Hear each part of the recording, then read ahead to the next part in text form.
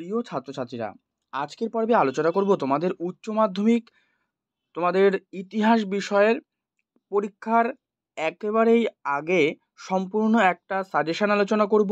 এই প্রশ্নগুলো তোমরা কি প্র্যাকটিস করেছো? এই প্রশ্নগুলো একবার দেখে নাও। তোমাদের এই প্রশ্নগুলো তোমরা পরীক্ষায় এর মধ্য থেকে কিন্তু কমন হুবহু পাবেই। তো এই প্রশ্নগুলো তোমরা অবশ্যই ভালো করে প্র্যাকটিস করে নিও। যদি কোনো প্রশ্নটা বাদ থাকে অবশ্যই রেডি করে নিও। তো প্রশ্নগুলো একবার দেখো। তার আগেই বলে দিই, তোমাদের এই ইতিহাস বিষয়ে কিন্তু মোট 8টা অধ্যায় থেকে তোমাদের চারটে 8টা প্রশ্ন আসবে, যার মধ্য থেকে তোমাদেরকে কিন্তু দুটো 4টে প্রশ্ন করতে হবে।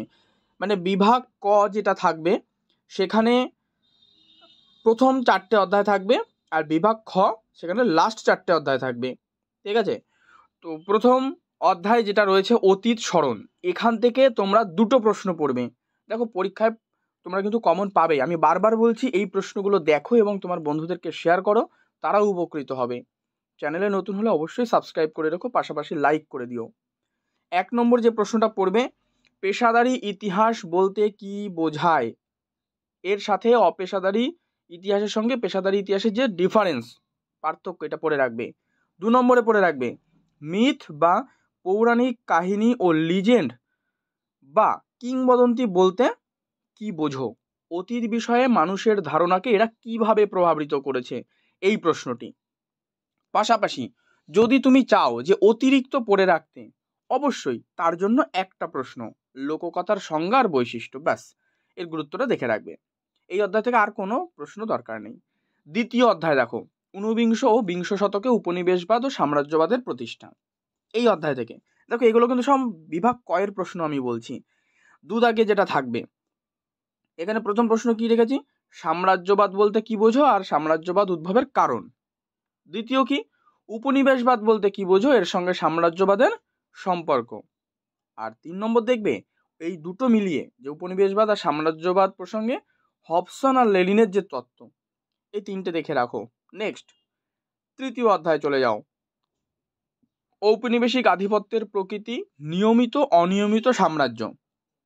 এই অধ্যায় থেকে 3টে প্রশ্ন। একটা হচ্ছে ভারতের অবশিল্পায়নের কারণগুলি কি ছিল, এটা প্র্যাকটিস করবে। এর সাথে ভারতের অর্থনীতির উপর প্রভাব আলোচনা করো। 2, নানকিংয়ের সন্ধি ও তিয়েনসিনের সন্ধির মূল যে শর্ত সেটি পড়বে। চীনে স্বাক্ষরিত হওয়া যে বিভিন্ন অসম চুক্তিগুলো রয়েছে সেগুলো পড়বে।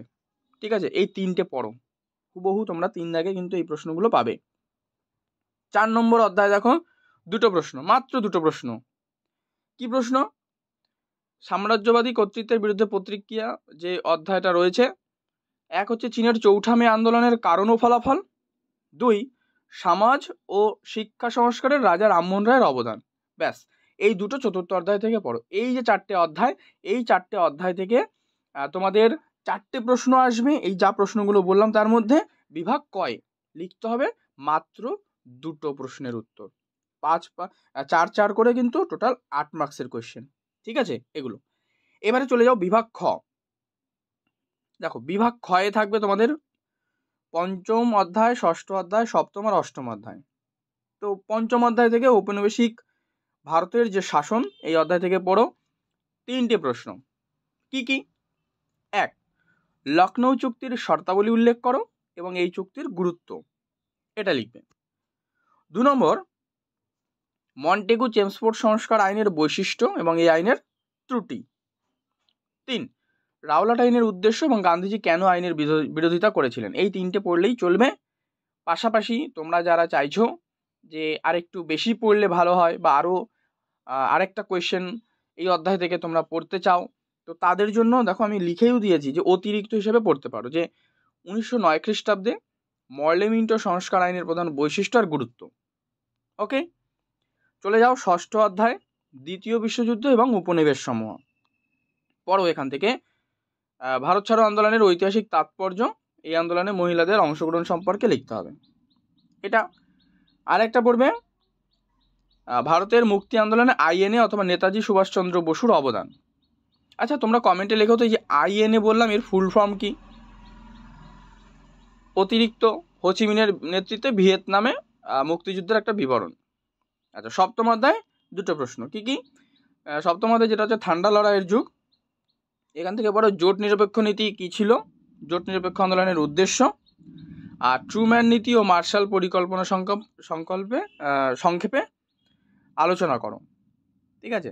আর লাস্ট অধ্যায় যেটা হচ্ছে অষ্টম অধ্যায়, যেটা হচ্ছে উপনিবেশীকরণ। এখান থেকে কি পড়বে দেখো, এক হচ্ছে স্বাধীন বাংলাদেশের উত্থান ও শেখ মুজিবুর রহমানের ভূমিকা, 1 নম্বর পড়বে। 2 নম্বর কি পড়বে, বাংলাদেশের মুক্তিযুদ্ধের সংক্ষিপ্ত পরিচয় দাও আর এই যুদ্ধে ভারতের ভূমিকা। আর 3 নম্বর স্বাধীন ভারতে প্রথম 3টি পঞ্চবার্ষিকী পরিকল্পনার লক্ষ্য গুরুত্ব আলোচনা করো।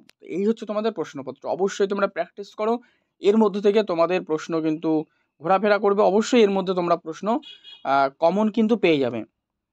বারবার বলছি, এই প্রশ্নগুলো যদি প্র্যাকটিস না করে থাকো, তবে কোনোটা যদি মিস হয়ে থাকে অবশ্যই প্র্যাকটিস করো।